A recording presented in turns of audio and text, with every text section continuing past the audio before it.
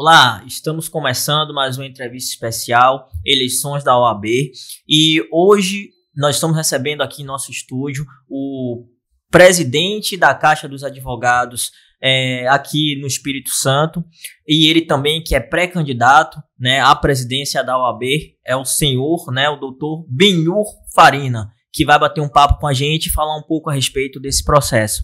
Seja muito bem-vindo, doutor Benhur.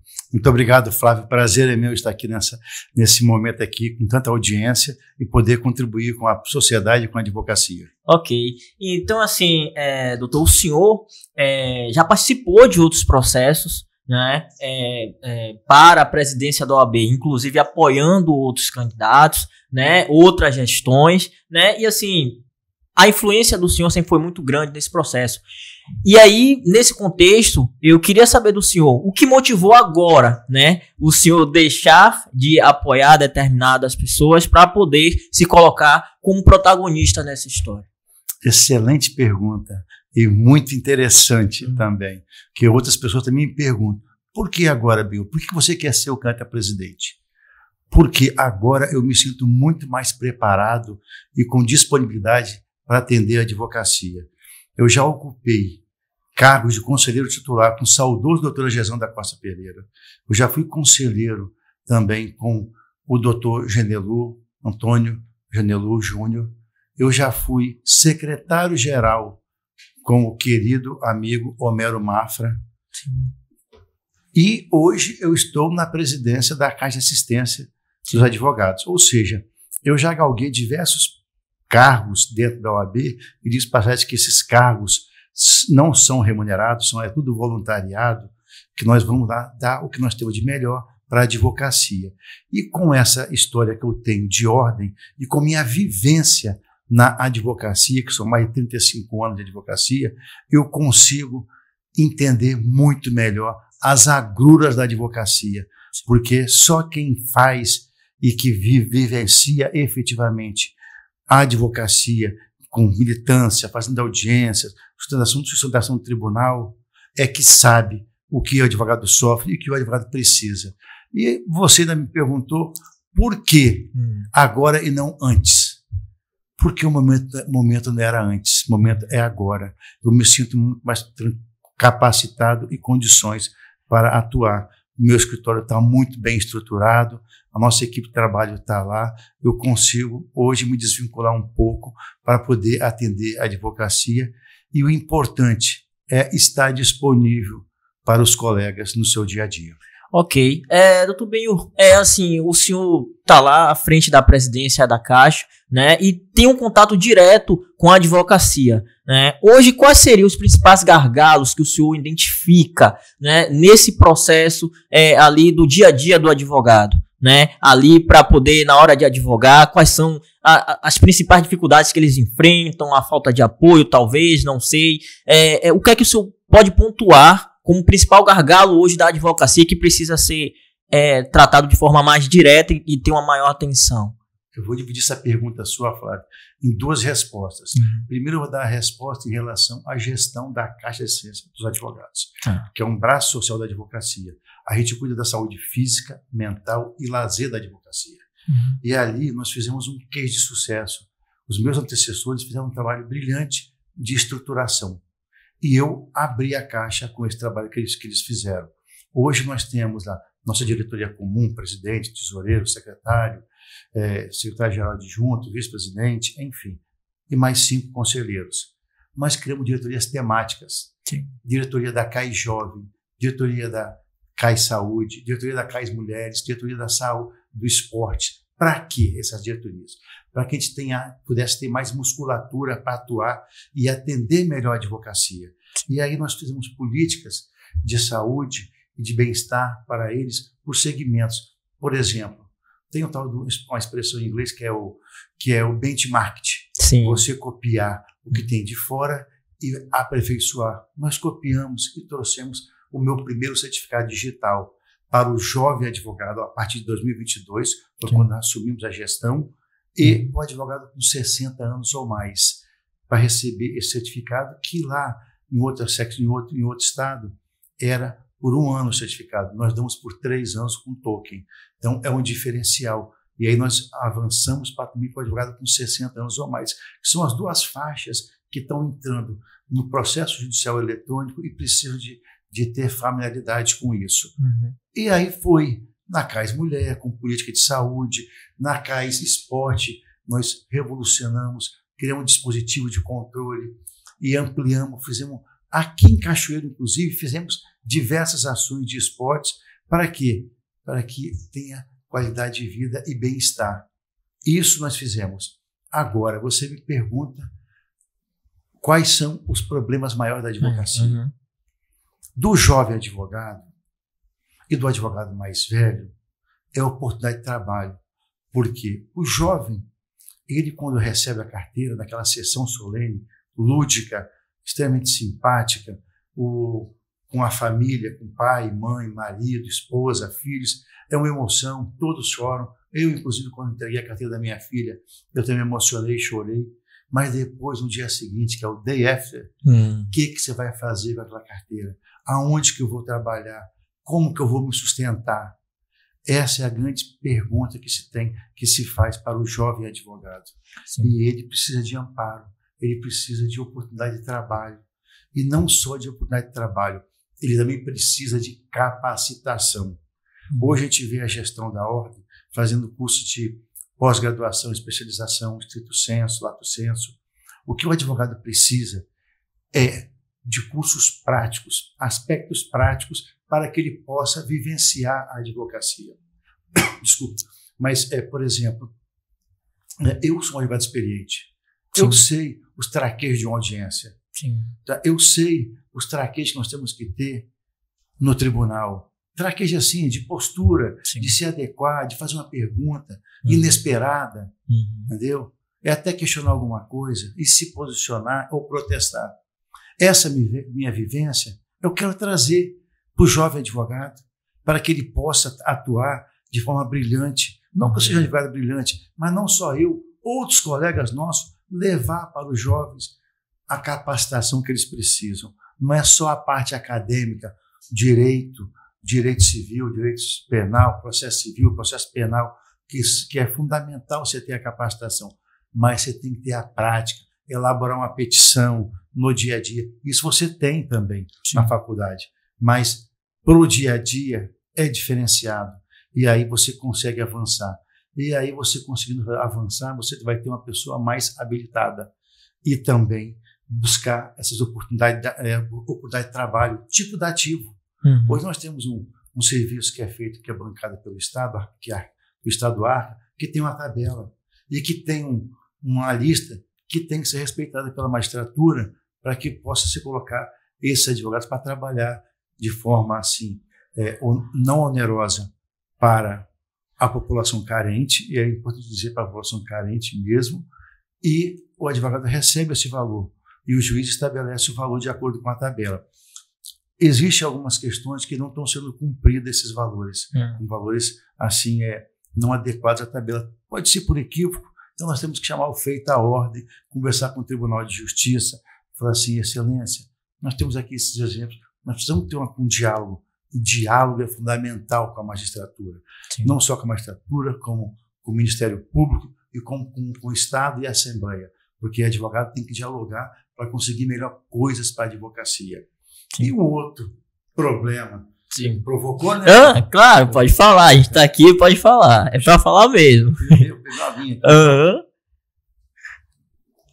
Que é prerrogativa. Isso. O que é prerrogativa? Prerrogativa é o direito que eu tenho de exercer a minha advocacia. Se eu frustro se eu não exerço o meu direito, eu posso até sofrer um processo disciplinar da OAB. Por exemplo, eu chego no seu gabinete e falo, você é um juiz, eu quero ter acesso a um processo lá e o servidor não quer me dar o processo. Tá? Ele está ferindo minhas prerrogativas. Não é segredo de justiça, eu tenho acesso, o processo é público, eu sou advogado, inclusive, constituído. Eu tenho que conseguir esse processo. Se ele não quer me dar, eu vou no diretor de secretaria. Se ele também não quiser me entregar, eu vou no juiz. Tá? E caso ele também não queira, eu vou representar. contra eles, porque se eu ficar omisso, eu estou agindo na infração ético-disciplinar, porque eu não estou honrando a instrumento procuratório, que é a procuração que o meu cliente me deu. Eu tenho que fazer jus a ela. De prerrogativa você não requer, você exerce, então você tem que exercer. Se for urgente, eu procuro logo em seguida, ligo para a OAB, e a OAB tem que vir com a comissão de prerrogativas para me dar um amparo para que meu direito seja resguardado. Sim. Se não for urgente, eu posso, se quiser, atuar. Porque eu sempre falo, o advogado é o primeiro a defender suas prerrogativas. Se ele não conseguir, aí vem a instituição, o comando da instituição para defender suas prerrogativas. Sim. Isso é fundamental. Então, prerrogativa é isso. É eu requerer uma prova, o juiz negar essa prova, eu quero conseguir na ata. Se o juiz não quiser conseguir na ata, como é que eu vou provar que eu requeri aquela prova? Então, ali está definindo prerrogativa. Ali é caso de chamar a OAB, porque eu não tenho como, eu estou naquele momento. É o ao vivo, é o aqui e agora. E o aqui e agora tem que ser decidido naquele momento. Então, que se chame a OAB para poder resguardar minhas prerrogativas. E a atual gestão não tem deixado a desejar isso, doutor? Nesse sentido de preservar essa prerrogativa dos advogados? Como é que o senhor avalia isso? Eu já estive na comissão de prerrogativas. Tá? Andei esse estado de ponta a ponta, tá? Em plena pandemia. E nós fizemos lá um diferencial de ajudar a advocacia. E, infelizmente, hoje a gente não consegue ver isso. Extremamente burocrática. A OAB está encastelada. E a OAB precisa abrir as portas para a advocacia. Nós temos uma comissão de prerrogativas boa. São todos voluntários. Mas não basta só isso. Tem que ter vontade política, tem que ter vontade de dar estrutura para esses membros da comissão. Tem que se criar uma procuradoria de prerrogativa, que foi promessa de campanha e até hoje não foi realizada. Essa procuradoria de prerrogativa é que fará o diferencial. Mas não é uma procuradoria por si só colocada dentro da ordem. É uma procuradoria feita para ficar no norte do estado, no sul do estado, aqui em Cachoeiro, ficar em Vitória, que são profissionais contratados pela OAB, que serão o prestador de serviço da OAB. A OAB vai ser cliente desse escritório de advocacia para que possa fazer algo mais. A comissão faz um trabalho, mas é um voluntário. Cada um que está no membro da comissão tem seu escritório, tem seus afazeres. Ele não tem condições de ficar seguindo com o processo depois, com representação, com ação civil pública. E isso quem tem que fazer são as pessoas que a OAB contratar para fazer isso. E, aliás, eu quero dizer que quando eu estive na comissão de prerrogativas, nós fomos o primeiro estado da federação, da seccional desse país, a fazer uma ação civil pública contra uma agressão que uma advogada recebeu na delegacia. Sim. E nós entramos com a ação civil pública contra o Estado, em face do Estado e em face dos policiais, com pedido de indenização e perda do cargo. Foi um marco, porque só fazer também desagravo não resolve. O que tem que se fazer é agir. E com essa ação, você intimida as pessoas a pensarem duas vezes. Intimida não, você estimula a pessoa a pensar duas vezes no que ela está fazendo, que ela pode perder o cargo dela num processo de condenação. Entendi. O senhor definiu muito bem, né, quais são os papéis da OAB e os papéis da Caixa, né?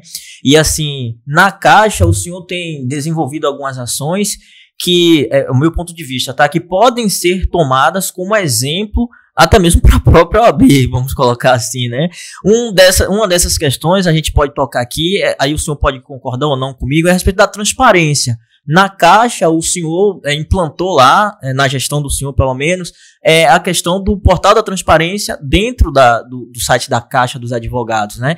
E aí eu queria que o senhor comentasse um pouco a respeito desse assunto, do ponto de vista, a Caixa tem investido nesse quesito, mas e a atual gestão, do ponto de vista da OAB, essa questão da transparência, ela tem sido atendida, as pessoas têm facilidade, os advogados têm facilidade em ter acesso às informações? Como é que o senhor avalia esse cenário aqui no Espírito Santo? Ô, Flávio, você está bem informado, hein? Impressionante, hein? Não, a gente tenta, né? A gente tenta. Verdade. Parabéns. Olha só. De fato, o nosso regimento e a lei geral que regula o nosso estatuto não estabelece que a Caixa tenha que ter um portal de transparências.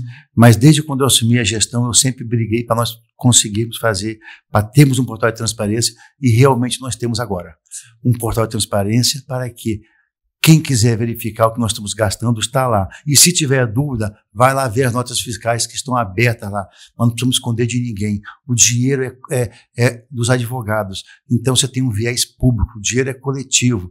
Então, quando nós vamos gastar, nós temos que pensar bem onde nós estamos gastando, porque nós temos que ter responsabilidade pelo dinheiro do advogado, da anuidade que ele paga.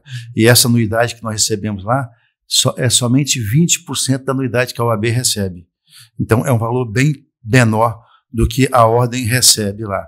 E a gente faz realmente uma gestão diferenciada, com um potencial enorme lá de grandes modernizações de trabalho. Vou dar um exemplo aqui, por exemplo, nós gastávamos aproximadamente 1.200.000 com o Interfórum, que é o transporte dos advogados de Fórum, de Vitória para Vila Velha, Serra, Cariacica. Tá? Hoje nós gastamos 950 mil. O que nós fizemos? Nós fizemos uma cotação de preço, importante falar isso, uma cotação de preço, e uma empresa ganhou, foi a V1, que é excelência em logística. E hoje nós gastamos 950 mil, nós conseguimos fazer mais com menos, porque nós não somos gerenciadores de frota de veículo, manutenção, abastecimento, controle de motoristas, e eles têm essa expertise. Hoje eu fico muito mais tranquilo, porque eu não preciso me preocupar com isso, eu vou me preocupar mais com a advocacia. As vans estão em perfeito estado, se tiver problema numa van, é substituído imediatamente. Se o motorista tiver problema de saúde ou de férias, eles têm como substituir, e a gente ganha velocidade nesse serviço. Em compensação, a ordem, você não consegue saber o que está tendo de despesas. Infelizmente, você não consegue. Fica extremamente. Está lá o portal deles lá. Mas o desafio é descobrir as coisas lá. Agora, uma coisa é certa: se gastar quase R$1 milhão em alimentação, é muito alto. É muito alto. Se gastar mais ou menos, é a previsão deles, gasto. Estou falando do que eles estão falando. Gastar R$950 mil em passagem aérea é muito alto. Eu não sei se a OAB está vendo o OAB Turismo, tá? Mas não tem menor condição. E não é só isso. Nós temos que abrir a OAB para a advocacia. Não é possível para eu chegar na sala do presidente da OAB, eu tenho que passar por 3 portas com tranca. 3 portas com tranca para chegar, e 2 secretárias, uma na antessala dele e outra na recepção geral do 4º andar, além do segurança que fica lá embaixo. Que receio é esse? Nós estamos lá para servir a advocacia. Não temos que ter medo de nada. Nós temos que atuar de forma transparente e correta. É isso. Entendi. Nesse sentido, doutor Benio, a gente sabe que há gestões, né, que passam, nada é eterno, e a gente sabe que esse é um problema, a questão do apego ao poder, né, acho que quase todas as instâncias, e com a AB não é diferente. Eu queria que o senhor comentasse um pouquinho, né, falasse um pouco a respeito desse assunto, alternância de poder, né? Assim, o senhor é a favor, contra um 3º, 4º, 5º mandato? Como é que o senhor pensa esse assunto, alternância de poder? Eu vou começar a minha resposta da seguinte forma: democracia exige alternância de poder. Democracia exige. Quando eu apoiei o atual presidente lá atrás, nosso compromisso era de 1 mandato. Depois veio para o 2º, em função da pandemia, que foi tolerável. Mas o 3º é inviável. A alternância faz bem para a democracia, para verificar quem está trabalhando melhor. E para também você votar. Se eleger uma pessoa não está legal, vamos colocar uma outra. Nosso objetivo é que a OAB tenha um provimento que restrinja essa ilimitação de mandatos. Meu entendimento pessoal, que teria que ser 1 mandato. Mas o nosso grupo entende que tem que ser, no máximo, tem que ser pelo menos 2 mandatos. Contínuos ou ininterruptos. Então, se a gente um dia realmente se candidatar, hoje nós estamos na pré-candidatura, vamos esperar até a inscrição. Se eu realmente candidatar e por acaso tiver êxito, o que nós vamos querer fazer? Criar um provimento para ter uma trava de somente 2 mandatos, contínuos ou ininterruptos. Entendi. Ou isso aí. Entendi. Assim, a gente tá, o senhor tá aqui no nosso estúdio, né, tá na capital secreta do mundo, Cachoeiro, e a gente sabe que a OAB, ela tem várias subseções, né, e assim, o senhor já teve aqui, inclusive, né, para poder, acho que foi em um fórum aqui em Cachoeiro, né, e conversou com o pessoal e tal. Eu queria saber, nessa pré-campanha, né, o senhor tá tendo uma agenda intensa, né, aqui em Cachoeiro especificamente. Como é que tá essa questão de apoio, essa questão de entendimentos com as subseções daqui de Cachoeiro do Sul do estado como um todo? Cachoeiro me adotou. Eu adotei Cachoeiro. Eu sou do interior do norte do estado, sou de João Neiva. Uma cidade de família extremamente humilde. Meu pai era carpinteiro, minha mãe tomava conta de 6 filhos e viemos para Vitória como um todo, todos que vêm para poder fazer o 2º grau e depois entrar na faculdade e estudar em Vitória. E aí nós viemos aqui. Eu adoro Cachoeiro, me dou muito bem com todos os advogados aqui. E o seguinte, o sistema OAB é importante porque você conhece pessoas e faz amizades. E isso é muito legal. E sobre alternância, nós temos que dar um exemplo também importante, sabe, Flávio, que é o seguinte. Nós falamos muito em democracia, a OAB fala em defender o Estado Democrático de Direito. A eleição do nosso presidente do Conselho Federal é feita de forma indireta. Quem elege são 3 conselheiros de cada estado, federais. Nós temos que ter eleições diretas para o presidente do Conselho Federal, para ele vir aqui no Espírito Santo e se comprometer com a advocacia capixaba e dizer quais são as propostas dele. Porque do jeito que está, não tem a legitimidade, mas falta um algo mais. Ele ouvir aqui a categoria, ouvir os anseios nossos. Então, nós queremos isso, democracia, eleições diretas por o Conselho Federal. Nós temos também um sistema que a ordem pode ocupar 1/5 dos tribunais com advogados como desembargadores. Então, nós temos o famoso 5º constitucional. Sim. Tá? E esse 5º constitucional vai ter agora a eleição indireta.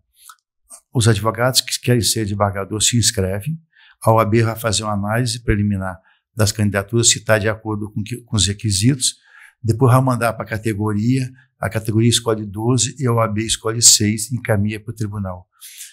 A minha proposta, o meu sonho é que essa eleição seja pura, direta, ou seja, a categoria escolhe os 6 advogados mais votados e a OAB referendo e encaminhando para o tribunal.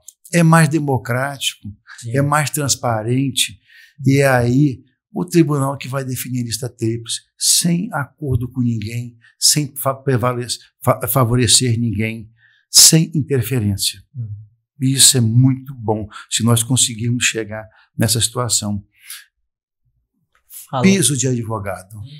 Sim, vamos lá. Em alguns estados, nós temos piso dos advogados. Aqui no Espírito Santo nós não temos. E aí, se você me perguntar, Benhu, qual é o piso da categoria dos advogados? Sim. A lei fala que ninguém pode ganhar menos que um salário mínimo. Isso. Então, o piso do advogado hoje é R$1.300 e poucos. Nossa. E às vezes as pessoas têm uma outra noção a respeito da classe. Pois é. Então, você tem hoje muitos advogados, situação extremamente delicada. Nós temos que dar serviço, trabalho para esses advogados e capacitá-los para que eles possam trabalhar e não desistir da profissão, com persistência e com ajuda.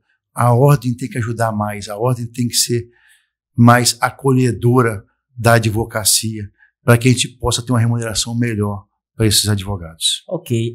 Doutor Benhu, assim, a gente está num processo que é decisivo, né? E assim, eu vou ter que tocar em alguns temas assim, importantes, né? Em um desses temas, eu vou ser bem direto com o senhor. O senhor acredita que assim, a gente está vendo aí o cenário, né? A gente acompanha notícias também, né? E assim, o senhor acredita que essa gestão está havendo uma certa perseguição ao advogado? Como é que o senhor avalia esse comportamento? Nós temos uma presidência que não é muito democrática. Pelo contrário, é autoritária. Ela é extremamente autoritária. Ela não aceita o ponto e contraponto. Ela só aceita quando é aceito a versão dela. Se você é advogado e faz um comentário no Instagram do presidente contrário à postura dele, ele te bloqueia. Ele te bloqueia. Presidente de subseção que se manifestaram contrário a ele em algumas situações tiveram boicote de recursos financeiros. Inadmissível no Estado Democrático de Direito e para uma ordem dos advogados do Espírito Santo permitir que isso aconteça. Nós temos que rever esses conceitos. A ordem é plural, a ordem é democrática e a ordem tem que participar de forma transparente e respeitosa com os colegas. Não pode querer boicotar, porque se você boicota uma subseção, você está boicotando a advocacia daquela subseção. Você já imaginou você boicotar a Vila Velha? É o maior colégio eleitoral de advogados que tem depois de Vitória, com mais de 7 mil advogados. Inadmissível isso. Tá? Nós temos que ter respeito com os colegas e ajudá-los. Só porque ele não compactua, ele não concorda com a sua gestão, ele não é seu inimigo. Nós somos todos advogados.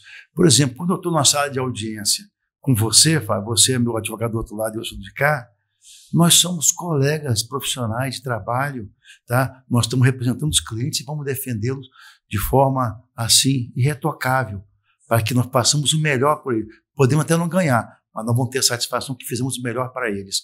Mas isso não quer dizer que eu sou seu inimigo. Depois daí nós vamos bater um papinho, tomar um café, fazer um lanche.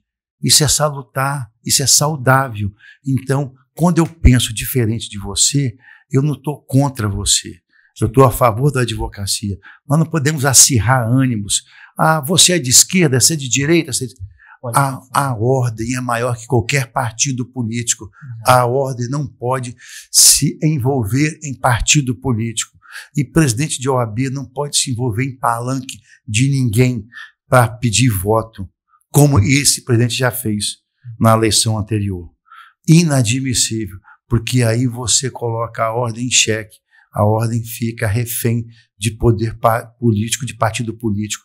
Nós somos maior que qualquer partido político, nós defendemos a democracia, o Estado Democrático de Direito, nosso nome está na Constituição. O nosso partido é a OAB e a sociedade, advogados e sociedade, que é o nosso dever, que está legal de trabalhar. Ok, nesse contexto aí, doutor, a gente está acompanhando também alguns casos que, assim, advogados estão envolvidos em escândalos, né? Dentro das próprias instituições, né? Às vezes no próprio tribunal, aí terminam que descobrindo, o advogado estava envolvido em, sei lá, uma hipótese, tá? Em lavagem de dinheiro, né? Compactuou com venda de sentenças. E aí, a gente está falando da categoria, sim, né? Eu queria entender, né, que, assim, como é que o senhor vê essa questão, né? E o que a OAB, né, o senhor que está mais dentro desse processo, tem feito, né, do ponto de vista do senhor, se esse comportamento que a OAB está tendo diante desses casos é o comportamento correto e o que ela tem feito, né, para poder combater esse tipo de coisa, porque querendo ou não, termina aqui manchando a categoria, né? A classe, vamos colocar assim. Sim. Você tocou num tema muito delicado. Nós temos profissionais, Flávio, bons e ruins em qualquer área. Seja na área médica, na área de engenharia, na área de técnico de nível médio, professores. Nós temos profissionais bons em todas essas áreas e temos profissionais ruins. O que nós temos que fazer é trabalhar de forma assim, a respeitar o contraditório e a ampla defesa do advogado. Se você se envolveu em coisas escusas e tem nos autos, você vai responder seu processo criminal e vai ter que responder mesmo, vai ter que prestar contas para a sociedade, mas você também vai ter que sofrer um processo ético-disciplinar.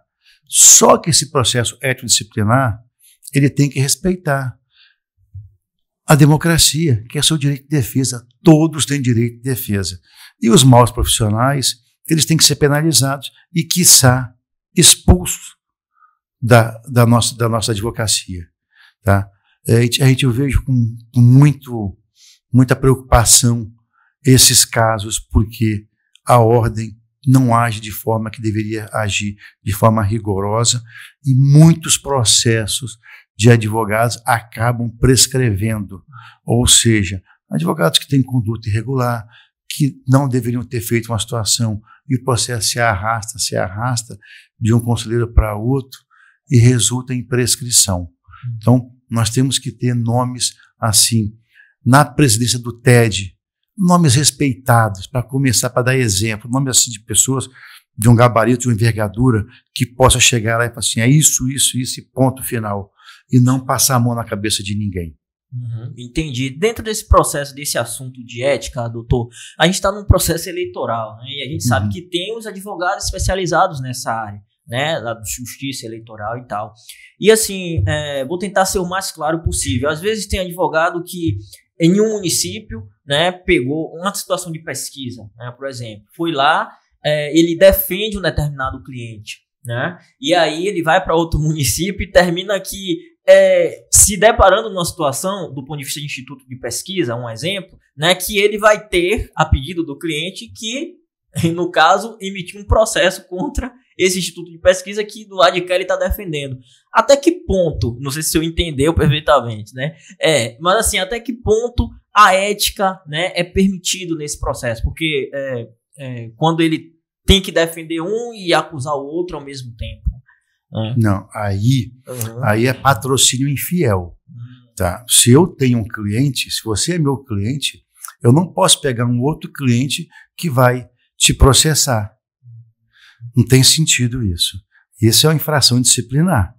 Tá? Então, se eu sou seu advogado, eu vou defender você como advogado, como meu cliente. Eu não posso, em hipótese alguma, pegar um outro cliente aqui meu que tem um problema com você e juizar a ação contra você. Inadmissível. A menos que eu não tenha mais nada com você e já tenha passado um tempo. Porque senão fica uma situação extremamente delicada e o patrocínio infiel de causa que não comporta na advocacia. Entendi aí, trouxe uma excelente informação, porque assim, a gente estava com essa dúvida aqui, porque é um assunto que a gente vai produzir conteúdo, inclusive, né? E eu falei, não, vamos aproveitar a oportunidade para falar com o doutor. E assim, doutor, a gente sabe que nas eleições da OAB, tem ali o advogado mais experiente, né? Tem ali os magistrados que são mais experientes, que ainda assim também fazem parte da categoria, mas a gente sabe também que tem os advogados que estão chegando agora, né, que são inexperientes. O senhor já pincelou um pouco, né, das dificuldades que eles têm, né, mas aí, de forma um pouco direta, eu queria que o senhor falasse para esse advogado, né, que está começando agora, tem ali os desafios e às vezes está entrando agora na advocacia e nem sabe quais desafios eles vão enfrentar, né? De que forma, assim, a Caixa, o seu enquanto presidente da Caixa, né, pode estar contribuindo para que essa carreira ela seja, no caso, de sucesso, né? E o que o senhor, enquanto advogado experiente, pode passar para essa categoria, no caso, para esse grupo de advogados que estão, assim, recém-formados, por exemplo. Os recém-formados hoje são a maioria. Sim. Até 5 anos de advocacia, são a maioria, não, até 10 anos, são a maioria dos advogados no Estado do Espírito Santo. Sim. Então, é importante a gente fazer um trabalho diferenciado com eles. Na Caixa, nós criamos a diretoria da CAI Jovem, e lá nós temos cursos de iniciação à advocacia, precificar, orientar, mas o papel maior tem que ser da OAB. A OAB tem que ter a chancela de fazer a capacitação dos advogados e oportunizar trabalho para eles. Isso é fundamental e aí não compete mais a Caixa fazer isso. Mas eu tenho também uma sugestão. Eu advogo para o SEBRAE, que é excelência em gestão de micro e pequena empresa. E eu aprendi muito com o SEBRAE. O que nós podemos fazer também é profissionalizar a advocacia, gestão de escritórios, finanças, marketing, administrativo, informática, precificar, ter teoria e ter prática para o advogado, para ele saber como ele deve montar seu escritório e se vale a pena também ele montar um escritório. Entendeu? Aí você vai profissionalizar e fazer com que ele trabalhe de uma forma, trabalhar menos na parte de gestão que ele já organizou, se ele participar de um evento desse, para se dedicar mais ao seu cliente e às peças que ele tem que elaborar. Isso é fundamental. E não só para o jovem, para o advogado com meia idade e com o advogado mais velho como eu. entendeu? Porque nós não fomos treinados na faculdade para fazer gestão de escritórios. Nós somos autônomos, entramos, saímos da faculdade, alugamos uma sala, montamos, começamos a crescer um pouquinho, contratam uma funcionária, uma microempresa. Então, é uma empresa. Nós temos que fazer gerir, e nós temos que aprender isso, fazer isso. Sim. E que hoje não se faz. Mas I have a dream, eu tenho um sonho de fazermos isso diferenciado, uma parceria com o Sebrae, que é excelência, como eu já disse, em micro e pequena empresa, e junto com a CAIS, fazer esse triângulo de gestão de competências. Ok, eu acredito que assim, possa ser que ainda esteja um pouco cedo para a gente estar falando dessa questão de formação de chapa e tal, mas assim, a gente sabe que a OAB, no caso a classe dos advogados, ele também tem ali as advogadas, né? Sim. Que fazem os seus trabalhos com maestria, e a gente, nos últimos tempos, a sociedade ela tem buscado maior representatividade das mulheres. E com a OAB não é diferente, não é? Qual é a percepção do senhor em relação à participação da mulher dentro da OAB, nessa gestão, né? E assim, como o senhor avalia esse tema, né? Nos próximos anos, dentro da instituição OAB? A mulher tem que estar aonde ela quiser e falar o que ela bem entender. É lógico, com respeitabilidade, mas ela tem que falar, e não podemos caçar a palavra dela. Na Caixa, nós criamos a diretoria da CAIS Mulheres. Por quê? Nós entendemos que tem políticas para as mulheres de saúde, de lazer, que têm que ser feitas, e nós estamos fazendo muito bem e com muita propriedade. Entendeu? A eleição da OAB, ela exige, já é por provimento federal, que 50% da chapa tem que ser mulheres. E 30% de igualdade racial. Tá? O que nós precisamos? Nós vamos ter o 5º constitucional, por exemplo. Normalmente, são homens que participam dessa lista sexta. Na eleição passada, tivemos uma mulher. Foi feita uma proposta para o Conselho, o presidente da OAB atual, de fazer a divisão da paridade, 50% na lista sexta de homens, 50% de mulheres.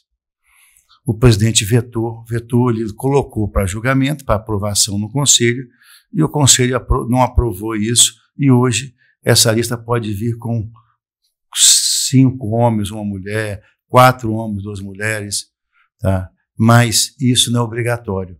Nós deveríamos dar exemplo.